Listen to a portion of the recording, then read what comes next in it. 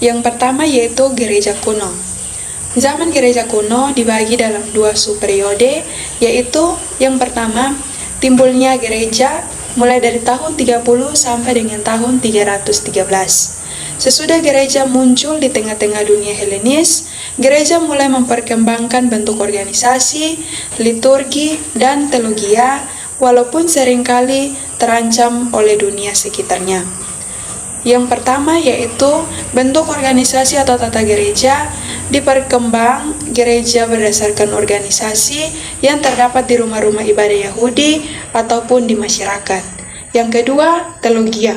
Teologia dikembangkan sebab gereja dipaksakan oleh tantangan dari luar dan dari dalam untuk mempertanggungjawabkan imannya. Yang ketiga yaitu waktu gereja diberi kebebasan oleh pemerintahan Kekaisaran Romawi, gereja selalu diancam oleh penghambatan-penghambatan yang sewaktu-waktu terjadi. Subperiode yang kedua yaitu gereja diakui oleh pemerintahan Kekaisaran Romawi mulai dari tahun 313 sampai dengan tahun 590. Pertama, pengakuan agama Kristen terjadi melalui dua tahap yaitu pada tahun 313, Kaisar Konstantinus Agung ketika berada di kota Milano, Italia, mengeluarkan edik atau surat perintah yang lazimnya disebut Edik Milano. Dalam edik ini diberi kebebasan kepada warga Romawi untuk menganut agama Kristen.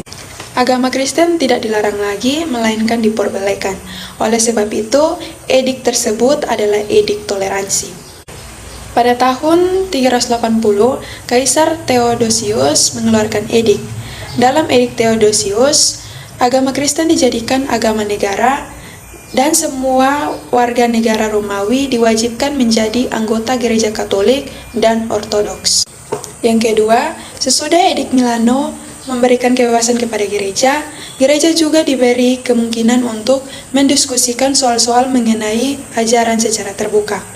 Ada dua soal yang dibicarakan, yaitu yang pertama soal Trinitas, mengenai pertanyaan apakah Kristus sederajat dengan Allah atau lebih rendah, dan bagaimana status Roh Kudus. Ajaran atau dogma yang dirumuskan adalah bahwa dalam Allah ada tiga oknum, yaitu Bapa, Anak, dan Roh yang mempunyai hakikat yang sama.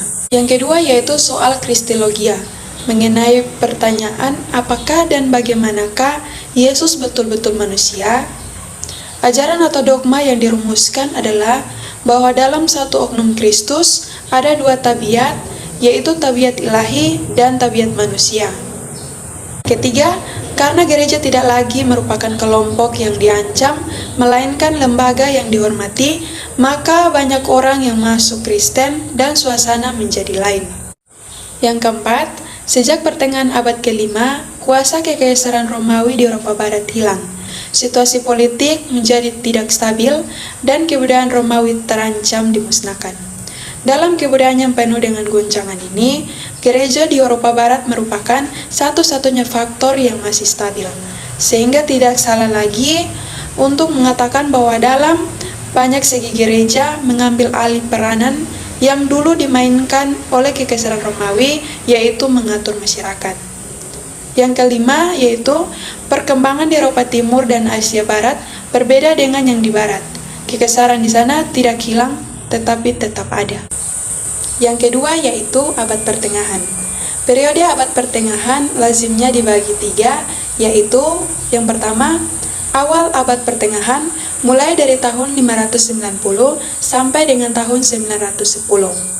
Pada awal abad pertengahan, agama Kristen mulai disebar ke batas-batas utara dan timur laut benua Eropa, sedangkan di Timur Tengah dan Afrika Utara, gereja diancam oleh serbuan dari pihak Islam. Mulai periode ini, gereja di barat dan gereja di timur menjalankan sejarahnya masing-masing secara tersendiri. Periode yang kedua yaitu awal pertengahan yang jaya, dimulai dari tahun 910 sampai dengan kurang lebih 1300. Seperti tercermin dalam periode ini, banyak perkembangan gereja selama abad pertengahan mencapai puncaknya pada zaman ini. Kebiaraan memperkuat posisinya sebagai salah satu struktur pendukung kehidupan gerejani. Dalam teologia ditempuh jalan-jalan baru.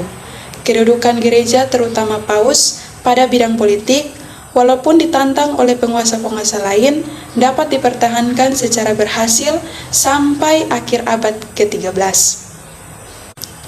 Periode yang ketiga yaitu akhir abad pertengahan, mulai dari kurang lebih tahun 1300 sampai dengan tahun 1492 atau 1517.